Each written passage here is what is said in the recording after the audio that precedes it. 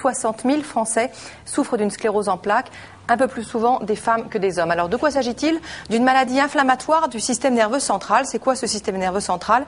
Eh bien c'est à la fois le cerveau et la moelle épinière. On va voir ça sur un schéma tout de suite. Voilà, vous voyez ici de dos cet homme. Voilà le cerveau, la moelle épinière. Donc ça concerne effectivement ces zones-là. Et cette maladie touche la gaine qui va entourer et protéger ces structures qu'on appelle la myéline. Vous allez le voir sur un schéma de cellules nerveuses, de neurones. Voilà. Vous voyez ici ce qu'on a schématisé en vert, c'est ça, cette gaine qui va protéger les cellules nerveuses, donc les neurones, et qui va être détruite à certains endroits par des cellules de notre système de défense. Et les lésions de la myéline sont réparties en plaques. On va le voir sur une imagerie par résonance magnétique. Voilà, ce que vous voyez, ces images, ces plaques blanches, c'est ce qui montre effectivement la sclérose en plaques. Et quand ces zones sont anciennes, eh bien le tissu nerveux va cicatriser sous forme de sclérose. C'est de là que vient le nom donc de la maladie, sclérose en plaques. Alors, il y a deux formes de sclérose en plaques liées à la façon dont la maladie va évoluer. Soit elle évolue sous forme de poussées successives avec l'apparition ou l'aggravation des signes neurologiques. C'est ce qu'on appelle la forme rémitante. Chaque poussée va durer quelques semaines. Les signes vont régresser en laissant ou pas des séquelles. L'état va rester stable jusqu'à la prochaine poussée. Et plus rarement, cette sclérose en plaques peut être d'emblée progressive. Ce terme signifie qu'il n'y a pas de véritable poussée ni de répit. Le handicap va augmenter régulièrement, alors ces formes sont bien sûr plus graves. Et puis les deux formes peuvent être liées. Les scléroses rémitantes vont passer en effet souvent sur le mode progressif, donc l'aggravation progressive après plusieurs années d'évolution. Alors, quelle que soit la forme, les malades souffrent de troubles variés. Les plus classiques, ce sont des paralysies, des troubles de la sensibilité, des difficultés urinaires, une vision floue, des troubles de l'équilibre, parfois des troubles de la mémoire. Alors, ces signes sont plus ou moins marqués, plus ou moins associés. Et sur le plan psychologique, il y a autant de façons de gérer sa maladie qu'il y a de formes de sclérose en plaques. Écoutez ces témoignages recueillis par Cécile Cabanac et Madi Diawara. Le jour où la sensibilité de ses doigts a disparu, Laurence s'est lancée dans la mosaïque, comme pour se moquer de la maladie. En 21 ans de vie commune avec la sclérose en plaques, Laurence a appris à s'adapter aux surprises des poussées. En 83, donc quand on m'a dit que j'avais une lésion neurologique, c'est l'épée de Damoclès, c'est pas une épée de Damoclès, c'est un fauteuil roulant. Donc moi, depuis 83, je pense qu'un jour je serai en fauteuil roulant. Et en 2004, je marche toujours. Donc, mais j'ai organisé ma vie dans l'hypothèse d'un fauteuil roulant. C'est bien que si demain je suis en fauteuil roulant, je ne serai pas surprise. Mon appartement ici est complètement adapté. J'aurai pas besoin de déménager. J'aurai pas besoin, voilà.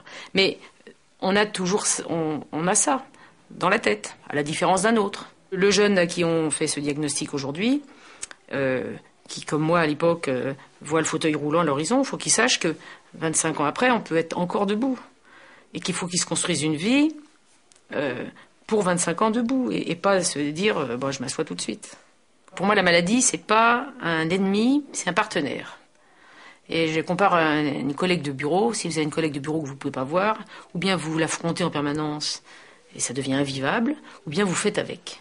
Vous lui dites un mot gentil de temps en temps, vous la rembarrez pas tout le temps. C'est exactement ça pour moi.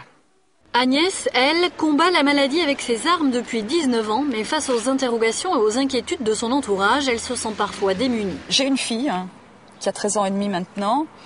Elle le vit à sa manière. Elle se fait énormément de soucis.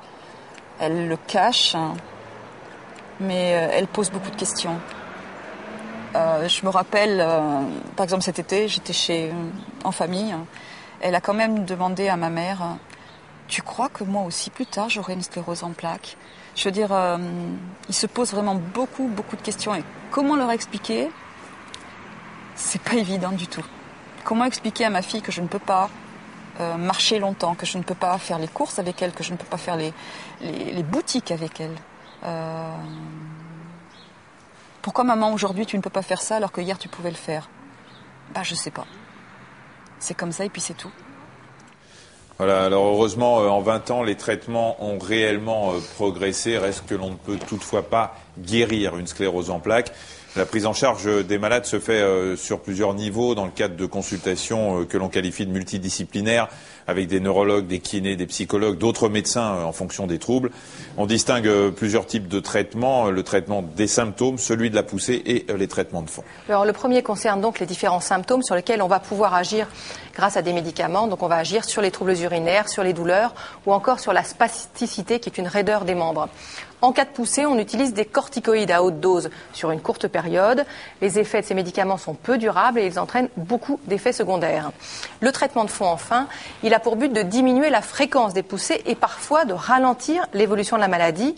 Ces traitements vont agir sur le système immunitaire, le système de défense, et c'est tout à fait logique. Oui, parce que l'origine de la CEP est en effet liée à plusieurs facteurs qui doivent être associés. Il y a une prédisposition génétique. Un facteur que l'on qualifie d'environnemental, on parle d'un virus dans l'enfance et une anomalie donc de ce système immunitaire. Alors les médicaments utilisés vont agir sur cette réponse immunitaire anormale. Ils sont le plus fréquemment proposés à ceux qui souffrent de la sclérose en plaques rémitante, vous savez, celle qui évolue par poussée, et ça va quand même réduire la fréquence de ces poussées d'à peu près 30%. Oui, alors il y a essentiellement deux médicaments, la copaxone et l'interféron bêta. On va parler de ce dernier, parce qu'en plus d'espacer les poussées, il ralentit la progression des lésions qu'on a vues tout à l'heure sur l'imagerie, sur l'IRM, l'imagerie par résonance magnétique. On l'utilise sous forme d'injection de manière très régulière. Alors les effets secondaires, il faut le dire, sont souvent importants, mais son action sur la maladie est prouvée et son efficacité sur le handicap est en cours d'évaluation. Et puis il y a une autre voie de recherche qui sont les cellules qui produisent la myéline. Le docteur Catherine Lubetsky explique les expérimentations qui sont en cours. C'est un reportage de Cécile Cabanac et de Lionel Perron. On connaît aussi les facteurs de croissance qui peuvent stimuler ces cellules pour leur dire de faire plus et mieux.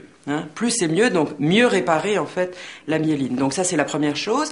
Il y a aussi beaucoup de réflexions qui sont en cours, toujours dans des modèles expérimentaux, pour essayer de voir si des transplantations de cellules très immatures dans le système nerveux peuvent permettre de réparer localement les endroits où la myéline est atteinte. Donc ça c'est tout un champ de recherche qui est en plein essor, en plein essor dans d'autres maladies neurologiques d'ailleurs aussi, mais qui représente certainement un grand espoir, mais qui est encore du domaine expérimental. Oui, alors les recherches sur les mécanismes de l'immunité ou de la fabrication de la myéline sont prometteuses, mais il ne faut pas oublier qu'elles progressent malheureusement assez lentement. Pour l'instant, l'association des différents traitements, eh bien, c'est la meilleure prise en charge connue de la sclérose en plaques. Voilà, pour tous ceux qui sont concernés et qui veulent des renseignements, il y a deux associations. D'une part, une association de recherche, c'est l'ARCEP, qui est 4 rue Chéreau à Paris, dans le 13e arrondissement.